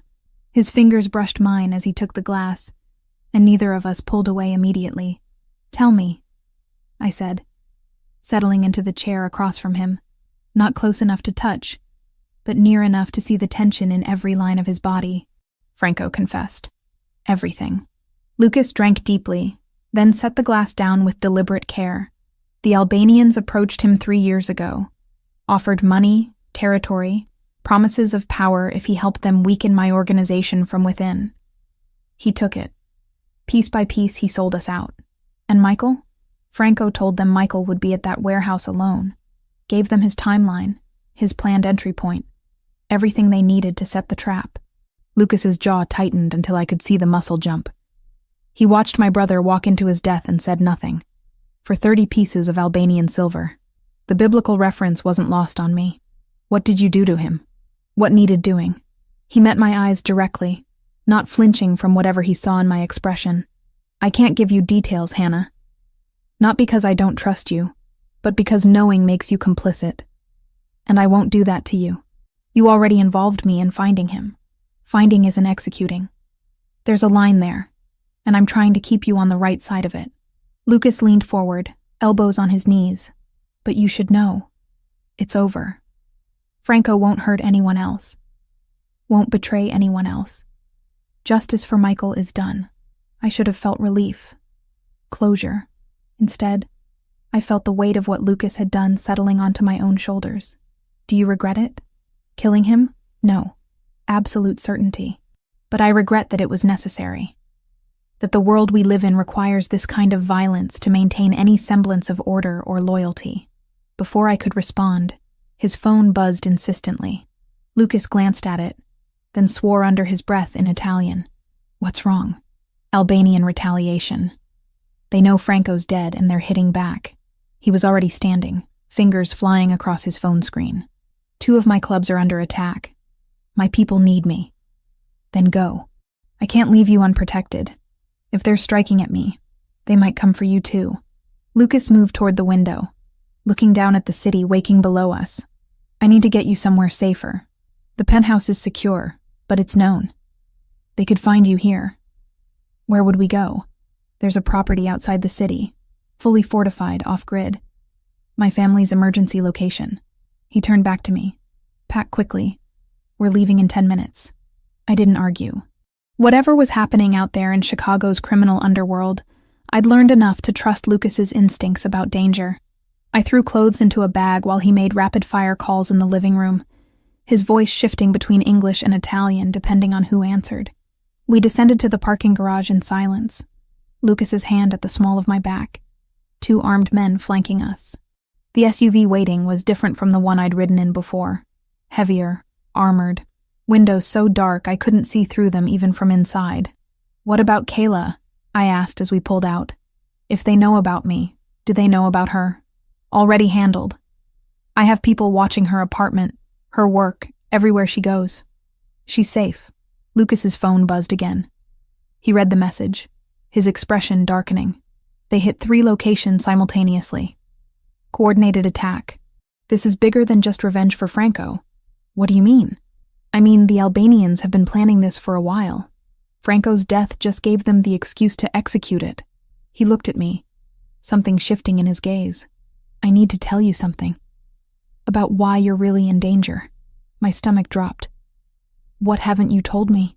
When my people questioned Franco before he died, he revealed that the Albanians have been planning to use you as leverage for weeks. Not just as a random ex-girlfriend, but specifically because of something Michael told Franco before he died. What could Michael have possibly told him? That he was planning to leave. To take you somewhere far from Chicago and start over. Lucas's voice softened. Franco mentioned it to his Albanian contacts as proof that Michael was weak, emotionally compromised. But it had the opposite effect. It made them see you as the key to controlling me. I don't understand. They think if they have you, I'll make concessions to get you back. Trade territory, stand-down operations, whatever they demand. His hand found mine in the dim interior. Because they figured out what I didn't want to admit even to myself. What's that? That you matter to me. More than strategy dictates you should. The confession hung between us, electric and dangerous. I should have pulled my hand away, should have maintained the distance that kept this situation manageable. Instead, my fingers tightened around his. Lucas, I know. It's complicated. You loved my brother. I'm the man who dragged you into this world. The timing is impossible. The circumstances are worse. He lifted my hand, pressed it briefly to his lips. But it doesn't change the truth. You matter. The SUV jerked suddenly, throwing us both forward. Lucas immediately pulled me against him, shielding my body with his, as the driver shouted something urgent in Italian. We're being followed, Lucas translated, his arms tight around me. 3 vehicles, moving to intercept. The Albanians? Has to be. He was already on his phone, barking orders. We're 10 minutes from the safe house. We just need to make it there. The next 10 minutes were the longest of my life. Our driver took turns at speeds that had me gripping Lucas's jacket, tires squealing on wet pavement. Behind us, I could hear the pursuing vehicles, their engines roaring as they tried to catch up. Then I heard something else. Gunfire. Get down! Lucas pushed me to the floor, covering me completely with his body as bullets struck the armored exterior. The sound was deafening, like hail made of metal and death. Our driver returned fire through some mechanism I couldn't see, and Lucas's security team in the trailing vehicle engaged the attackers. The SUV swerved violently, and I felt us leave the main road, bouncing over rough terrain. Almost there, Lucas said against my ear, his breath warm despite the cold terror coursing through me. Stay down. Don't move. The gunfire intensified, then suddenly stopped. Our SUV came to an abrupt halt, and I heard heavy metal doors sliding closed behind us. Clear, someone shouted. We're secure. Lucas helped me up slowly, his hands checking me over for injuries. Are you hurt? Did anything hit you? I'm fine. Terrified, but fine. I looked past him through the windshield and saw we were in some kind of reinforced garage. Stone walls, steel doors, security cameras in every corner. Where are we? The safe house. Built into an old estate 30 miles outside Chicago. He climbed out, then reached back to help me down. No one knows about this place except my closest people. We'll be secure here while I handle the Albanian situation. The interior of the safe house was surprisingly elegant for a bunker. All dark wood and soft lighting, comfortable furniture that somehow made the steel-reinforced walls less oppressive. Lucas led me to a bedroom, then excused himself to coordinate response with his people. I sank onto the bed, adrenaline finally crashing, leaving me shaking. We'd been shot at. Actually shot at. Bullets striking metal inches from where I'd been sitting. People trying to kill me because I'd once loved a man I never really knew. Hours later, Lucas found me still sitting there, staring at nothing. The attacks have been contained, he said from the doorway. My people eliminated the strike teams. The Albanian leadership is backing down, at least temporarily. How many died? 5 of theirs. 2 of mine. He crossed to sit beside me.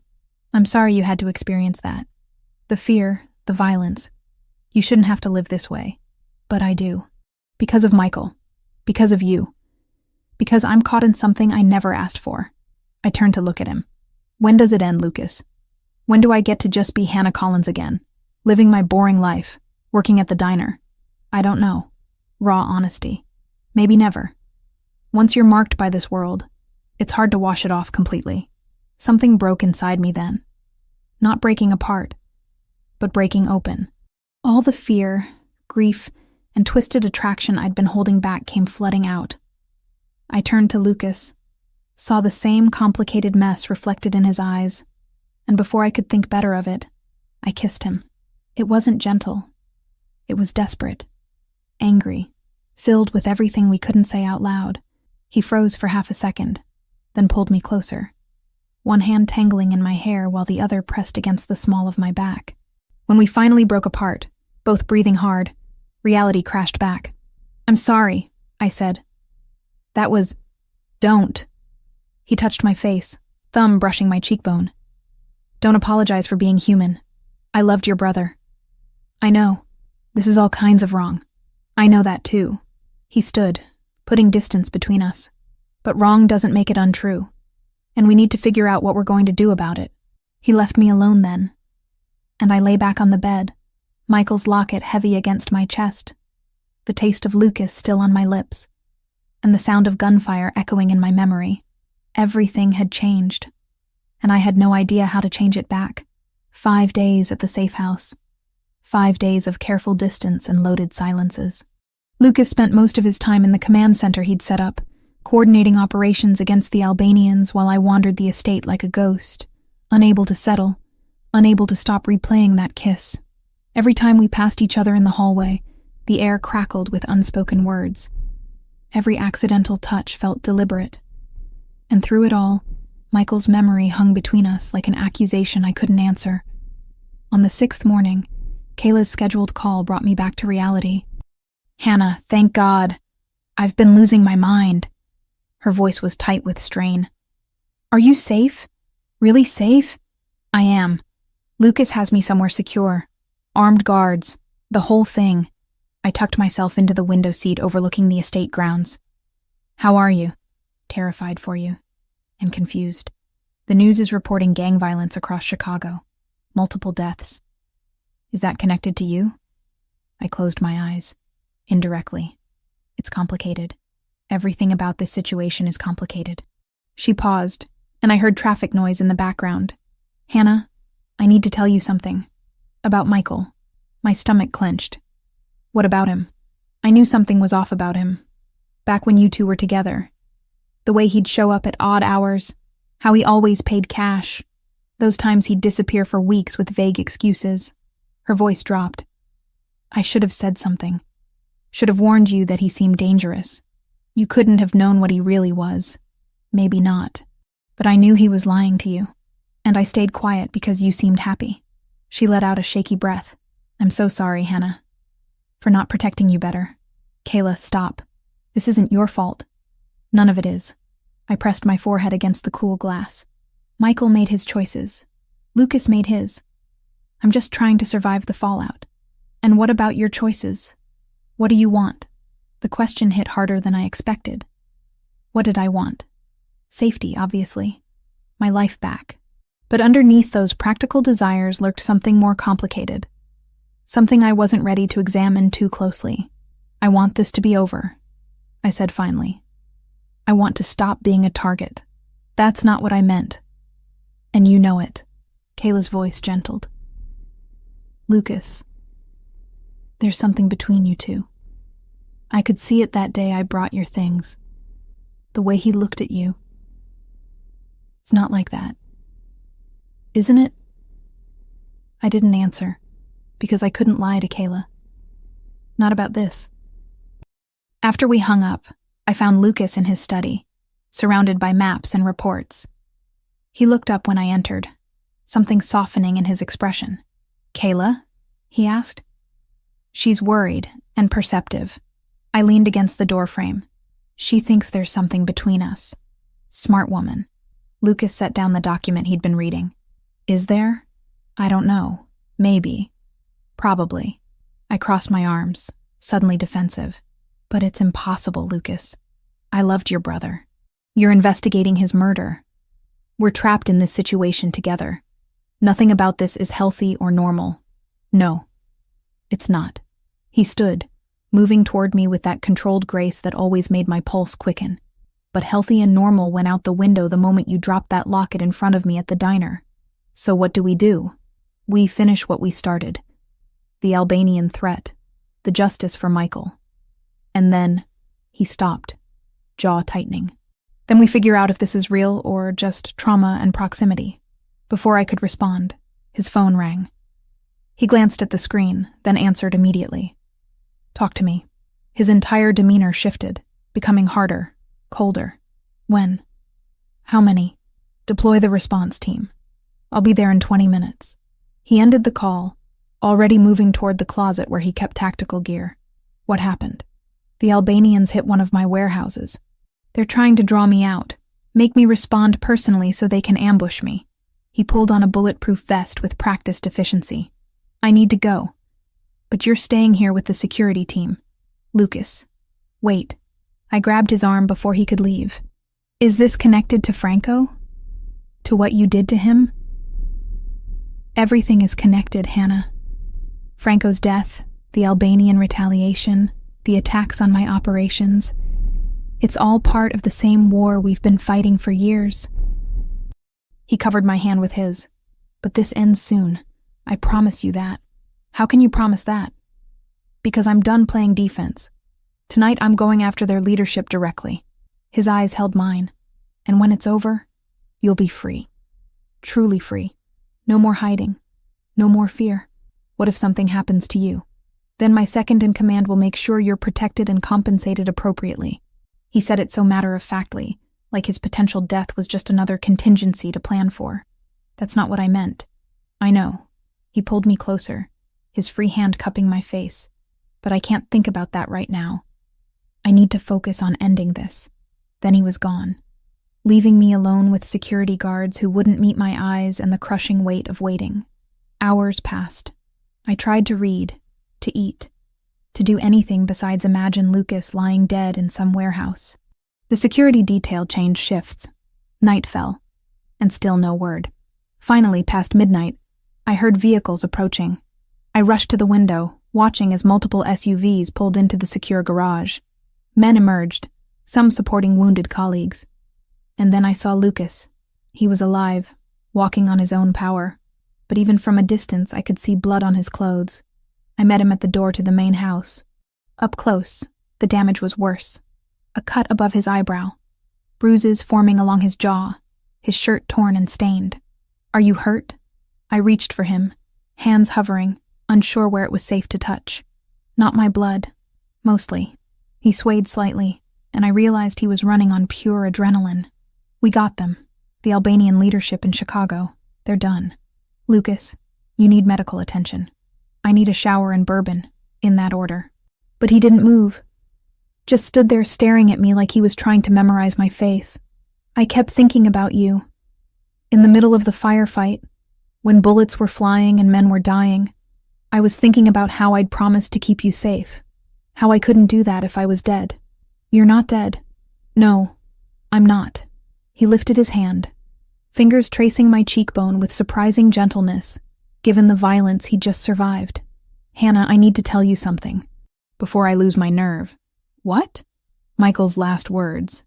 Before he died, he managed to call me. Just for a few seconds before the Albanians found his phone and destroyed it. Lucas's voice went rough. He said, "Tell her I'm sorry. Tell her I loved her. Tell her to be happy." Tears blurred my vision. Why didn't you tell me this before? Because I was selfish. Because hearing him say your name, hearing how much you mattered to him in his final moments, made me realize I wanted that too. To matter to you like that. He wiped away a tear that had escaped, and I felt guilty for it. Still do. Lucas, let me finish. Please. He took a breath. Michael asked me to tell you to be happy. And I think, wherever he is, he'd understand that happiness might mean moving forward. With me, if that's what you want. The confession hung between us. Vulnerable and honest in a way I'd never expected from Lucas Valentasi.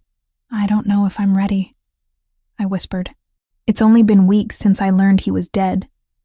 Since I started processing that grief. I know, And I'm not asking you to decide anything right now. He stepped back, creating space. But I needed you to know that this isn't just trauma or proximity, that what I feel for you is real, even if the timing is terrible. He left then, disappearing toward his room to shower and tend his wounds. I stood alone in the hallway, Michael's locket heavy against my chest, Lucas's words echoing in my mind. Later, unable to sleep, I went looking for the box of Michael's belongings that Lucas had brought from the penthouse. At the bottom, beneath the photographs and sketches, I found what I'd been searching for without knowing it: Michael's diary. I opened it with trembling hands, flipping past operational notes and tactical observations, until I found personal entries from his final weeks. And there, written in Michael's familiar handwriting, were words that broke my heart and set me free at the same time. Lucas thinks I'm being reckless, pursuing this relationship with Hannah. Maybe I am, but she makes me want to be better than what this family made me. She makes me want to live instead of just survive. If something happens to me, I hope she finds happiness again, with someone who can give her the life I never could, maybe even with Lucas. He'd protect her in ways I never managed to. He'd love her the way she deserves, and she'd be good for him, soften some of those hard edges he's built up over the years. They'd be good together, if they'd let themselves try. I read it 3 times, tears streaming down my face. Michael had known, had seen the possibility of what might grow between Lucas and me, and he'd given his blessing before he even died. Permission I hadn't known I needed until I held it in my hands. The next morning, I found Lucas in his study, freshly showered and bandaged, looking over reports from the previous night's operation. "It's really over?" I asked from the doorway. "The Albanian threat? Their Chicago operation is dismantled. There might be retaliation attempts from other cities, but nothing you need to worry about." He looked up, registering something in my expression. "What is it?" I read Michael's diary, the personal entries. I stepped into the room, holding the leather-bound book. He wrote about us, about you and me, what might happen after he was gone. Lucas went very still. What did he say? That we'd be good together, that he'd want me to be happy, even if that meant being with you. I set the diary on his desk. It doesn't make the guilt go away completely, or erase the complications, but it helps. Hannah, I'm not saying I'm ready for anything serious. I'm still grieving, still processing everything that's happened. I met his eyes directly, but I'm saying I want to try, when the time is right, to see if this could be something real.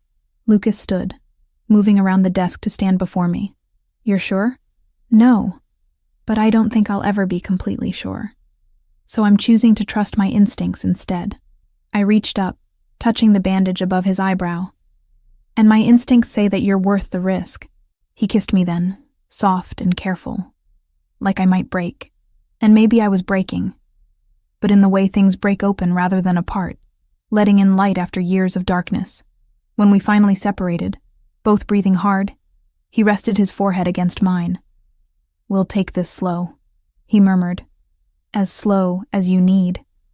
"Okay, and if you change your mind, if this becomes too much, I'll tell you. I promise." It wasn't a happily ever after. Not yet. But it was a beginning, built on honesty and loss, and the fragile hope that sometimes, even in the darkest circumstances, we find exactly who we need. The operation against the Albanian leadership took 3 weeks to plan and execute properly. Lucas orchestrated it with surgical precision. Coordinated strikes across multiple locations, dismantling their Chicago infrastructure piece by piece until their local organization collapsed entirely. I watched it unfold from the safety of the estate, monitoring communications and tracking movements the way Lucas had taught me during our investigation of Franco. It was strange how quickly I'd adapted to this world, how natural it felt to understand the logistics of organized crime. When it finally ended, Lucas came to me exhausted but victorious. The Albanian cell in Chicago had been neutralized, key members arrested through anonymous tips to federal authorities, others persuaded to relocate permanently, and a handful who'd chosen violence over surrender, dealt with using methods I didn't ask about. "It's done," he said simply. finding me in the library where I'd been reading Michael's architectural sketches for the 100th time. You're free. Really free. No more threats. No more hiding. I set down the sketchbook, searching his face. What does that mean for us? It means you get to choose. You can go back to your life, back to the diner and your apartment. I'll make sure you're compensated for everything you've lost, everything you've been through. He paused, something vulnerable crossing his features. Or you can stay, build something new. With me, the weight of the decision pressed down on me. My old life seemed like it belonged to someone else now. That girl who'd served coffee and thought the world was simple. I couldn't go back to being her, even if I wanted to. I want to see Michael's grave first, I said, before I decide anything. I need to say goodbye properly. Lucas arranged it for the next day. We drove to Oakwood Cemetery in the early morning, just the two of us in an unmarked car. The November air was bitter, threatening snow, and I wrapped Michael's watch around my wrist for comfort as we walked through rows of headstones. Michael's grave was in the family plot, surrounded by Valentasis going back generations. The stone was simple but elegant, carved with his name and the years that bracketed his too short life. Someone, probably Lucas, had left fresh flowers. I knelt on the cold ground, pressing my palm against the marble. I'm sorry I never got to know the real you, I whispered, but I loved the version you showed me, and I'm grateful for the time we had, even if it was built on lies meant to protect me. Lucas stood a respectful distance away, giving me privacy, but I reached back, finding his hand, pulling him closer. Michael wrote in his diary that we'd be good together. I told the headstone. He said you'd protect me better than he could, that I'd be good for you too. Tears slipped down my cheeks, freezing on my skin. I hope he was right. I hope wherever you are, you understand. We stayed for an hour, Lucas telling stories about their childhood, while I shared memories from my 2 years with Michael. It felt like closure, like finally putting together the complete picture of someone I'd loved in fragments. As we walked back to the car, Lucas's phone rang. He answered, listened, then ended the call with a satisfied expression. That was my attorney. The federal investigation into Albanian operations has resulted in 23 arrests. They're crediting an anonymous source for providing evidence. He opened the car door for me. That source was you, Hannah. The patterns you identified, the financial records you organized. You helped bring down a criminal enterprise. I just looked at spreadsheets. You did more than that. You saw connections trained investigators missed. He started the engine, pulling out of the cemetery, which is why I have a proposition for you. What kind of proposition? Work for me, legitimately. I'm expanding the legal side of my business operations, the construction company, the import firm, the restaurants. They all need someone who can analyze data, identify inefficiencies, see patterns. You have that skill. He glanced at me, and it would give you independence. Your own income, your own purpose. You wouldn't be dependent on me. The offer surprised me. You want me to work for you? With me? There's a difference. He turned onto the highway, heading back into the city. I'm trying to transition more of my operations into legitimate business. It's a long process, but having someone I trust handling the financial analysis would help. Someone who isn't compromised by family politics or criminal connections. I considered it. The idea of returning to the diner felt impossible now, but I needed something. Purpose, structure.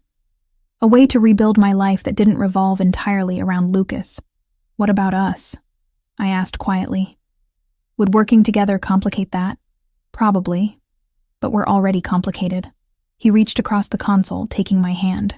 I'm not asking you to make any decisions about our relationship right now, Hannah. I'm asking if you want a job, if you want to use your skills for something meaningful. Everything else can develop however it develops. 4 months later, I stood in the office Lucas had set up for me in his downtown building. The space overlooked Lake Michigan, with windows that caught the afternoon sun, and a desk large enough for the multiple monitors I used for data analysis. My title was Financial Operations Analyst, and my work genuinely was legitimate, identifying cost overruns in construction projects, optimizing supply chains for the import business, analyzing market trends for restaurant expansion. Kayla visited regularly, initially suspicious of my new life but gradually accepting that I was genuinely happy. She'd even started dating one of Lucas's legitimate employees, a project manager named Ryan who had no connection to the criminal side of operations. "You seem different," she said one afternoon, sitting across from my desk with coffee from the shop downstairs. "More confident, more yourself." "I feel different." I saved the spreadsheet I'd been working on. Like I finally understand who I am outside of who someone else needs me to be. "And Lucas, how's that going?" I smiled, unable to help it. Slowly. We're taking it slow. Slowly meant dinners at quiet restaurants, walks along the lakefront, conversations that lasted until dawn. It meant Lucas teaching me about his family's history, the complicated legacy he was trying to reform. It meant me sharing my grief about my parents, my fears about the future, my dreams of what I wanted to build. It meant kissing that led nowhere except to more kissing, both of us content to let things develop naturally without rushing toward anything we weren't ready for. That evening, Lucas found me still working past normal hours. He leaned against my doorframe, jacket slung over one shoulder, tie loosened. "You're going to burn out if you keep these hours," says the man who's here at 8 p.m. I closed my laptop. "Did your meeting with the City Planning Commission go well?" "Better than expected. The riverfront development is approved." He crossed to my desk, perching on the edge. "Which means I'm going to need your analysis of the construction bids by next week." "Already done. Sent the report to your encrypted email this morning." "Efficient." He smiled, and I felt the familiar flutter in my stomach that happened every time he looked at me like that. "Have dinner with me. There's a new Italian place in River North I want to try." "Is this a date or a business dinner? Can it be both?" We took his car, driving through the city that had become familiar in new ways. Chicago wasn't just the place I'd fled to after Michael disappeared anymore. It was home, complicated and dangerous and beautiful in equal measure. Over dinner, Lucas told me about plans to create a legitimate consulting firm that would help other family-run businesses transition away from criminal operations. "Use what I've learned to help others make the same choice," he explained. "Turn the knowledge into something constructive. You're really serious about going completely legitimate." "As serious as I can be. It's a process. Some parts of the business can't be untangled overnight. But in 5 years, maybe 10, I want the Valentasi name to mean something other than organized crime." He reached across the table, taking my hand. "And I want you beside me while I do it. If that's what you want." I looked at our joined hands, at Michael's watch on my wrist that I still wore every day, at the man who'd been my captor and became my partner. "Yes," I said, "that's what I want." We'd never have a simple love story. Our relationship would always be marked by the complicated circumstances of how we met, by Michael's ghost walking beside us, by the violent world we'd both been shaped by.